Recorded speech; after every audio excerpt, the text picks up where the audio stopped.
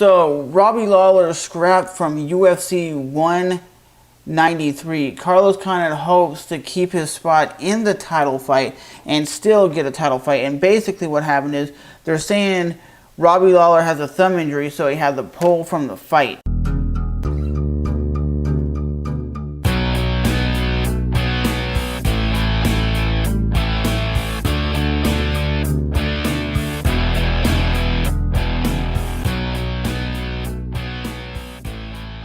Positions and cancellations from UFC title fights during his career. That's why he said he's not shaken up about Robbie Lawler withdrawing from their welterweight title fight at UFC 193. Carlos Condit is 30 and 8 with a 7-4 UFC record.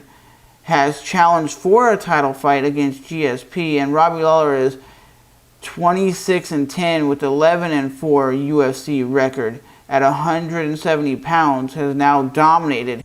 And we know this fight should happen in Melbourne, Australia, because it's a 70,000 seat arena. But you know what happened to a lot of fighters? One guy gets injured, and then the other guy will never ever get a title shot, which doesn't make sense. If you promise somebody a title shot, they should give it when the champion comes back. And Carlos Condit is 7-4 as a UFC fighter. Yes, he did fight GSP for a title and lost, but he's beaten a lot of top dudes. He's only lost to GSP, the Johnny Hendricks, which I really did think he beat Johnny Hendricks in that fight.